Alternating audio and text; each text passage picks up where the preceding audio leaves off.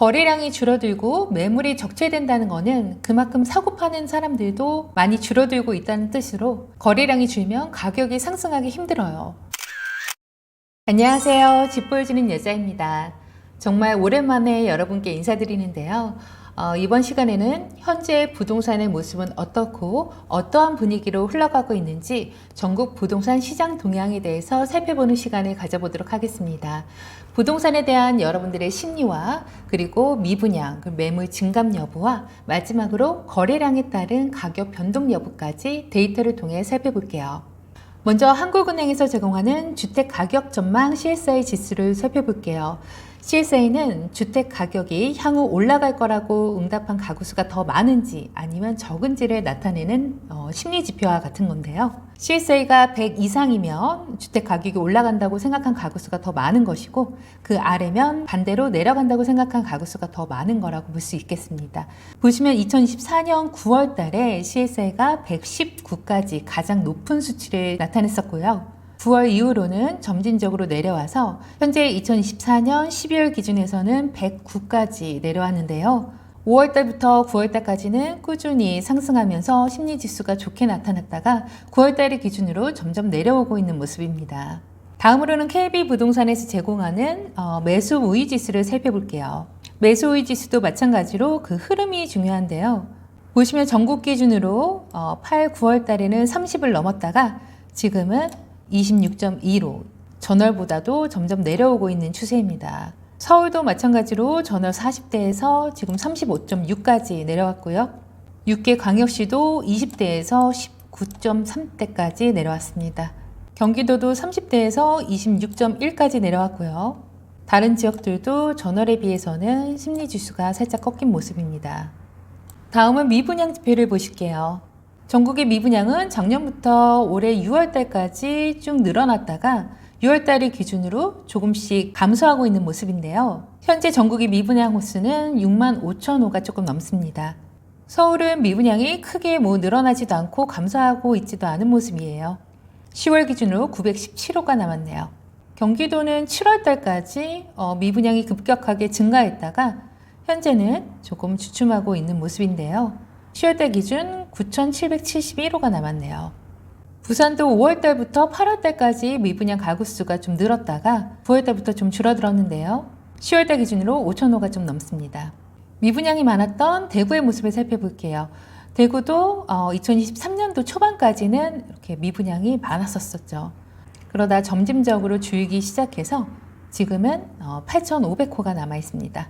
미분양이 가장 많았던 데가 거의 14,000호까지 있었는데요. 지금은 거의 절반 조금 안 되게 줄은 모습입니다.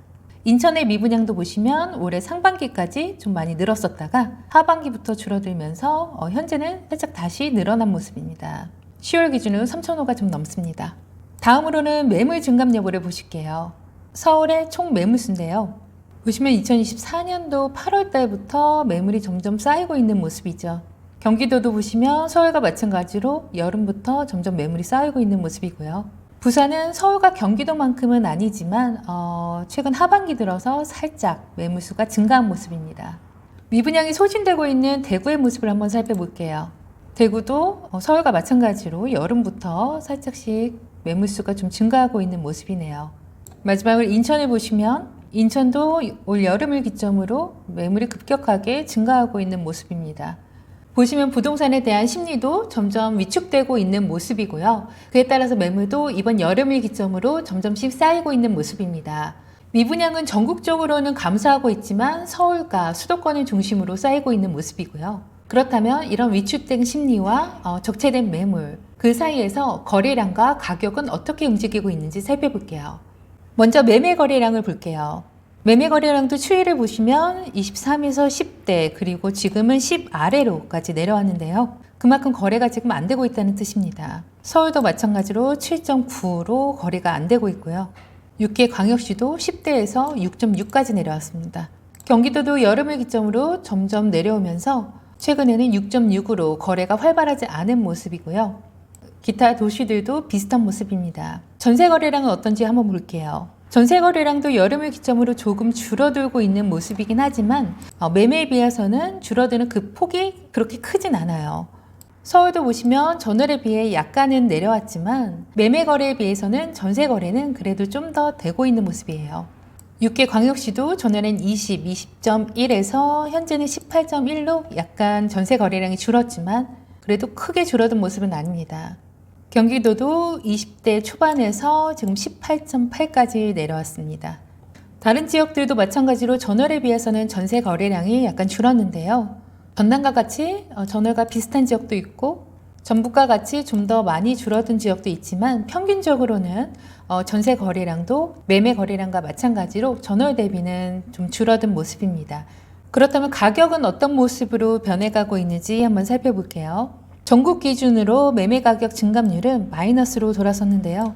그만큼 가격이 내려가고 있는 지역들이 많다는 거죠. 서울은 아직 마이너스는 아니지만 증감폭이 점점 줄어들고 있는 모습이고요. 가격이 오르면 이렇게 색깔이 점점 진해지는데 다 이렇게 색깔이 칠해져 있는 지역들이 없죠. 인천은 전월에 비해서 지금 마이너스로 돌아섰는데요. 그만큼 가격 하락이 많이 진행되고 있는 모습입니다. 광주나 대전도 마이너스의 폭이 점점 커지고 있고요. 경기도도 추세적으로는 계속 가격이 내려가고 있는 모습입니다.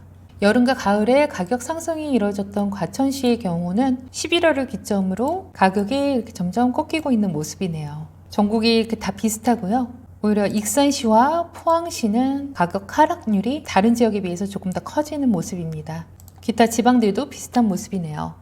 이번 주 매매 가격의 상승률이 가장 큰 지역을 보시면 1위가 성남 분당구, 2위가 서초구, 3위가 송동구고요. 금주 하락률이 가장 큰 지역은 1위가 거제, 2위가 포항 북구, 3위가 익산입니다. 전세 가격도 보시면 이번 주에 울산 북구, 울산 중구, 구리시 위주로 전세 가격의 상승률을 보인 곳이고요. 전세 가격이 하락한 지역은 포항 북구와 용인 처인구, 대전 동구 순입니다. 정리를 해보면 주택 가격에 대한 심리지수가 점점 내려가고 있는 추세이고요. 그만큼 향후 집값이 더 떨어질 거라고 생각한 사람들이 많아지고 있는 모습이에요. 그에 따라 매물도 시장에 점점 나오고 있기는 하지만 그게 소진되지 않아서 쌓이는 물량도 늘어나고 있는 모습입니다. 거래량은 매매 거래량이 크게 줄어든 모습이고요. 전세 거래량도 매매 거래량과 마찬가지로 점점 줄고 있는 모습이지만 그나마 매매 거래보다는 전세 거래가 줄어든 폭이 적고 그래도 매매 거래에 비해서는 전세 거래는 조금 되고 있는 모습이에요. 거래량이 줄어들고 매물이 적체된다는 것은 그만큼 사고 파는 사람들도 많이 줄어들고 있다는 뜻으로 거래량이 줄면 가격이 상승하기 힘들어요. 계속적으로 매물이 소진되고 그에 따른 상승 거래가 생겨남으로써 가격이 올라갈 수 있는 건데요. 현재 모습은 국내 정세의 불안한 모습도 있고 아무래도 대출을 규제하다 보니까 대출에 대한 불안감 때문에 집을 사거나 이사를 하려고 하는 결정에 대해 조금 미루고 있으신 분들이 많은 것 같아요. 아무래도 내 집을 사는데 대출이 나올지 안 나올지 한도가 다 나올지 안 나올지도 모르는 상황에서 쉽게 매수 결정을 하기는 어려워 보이죠.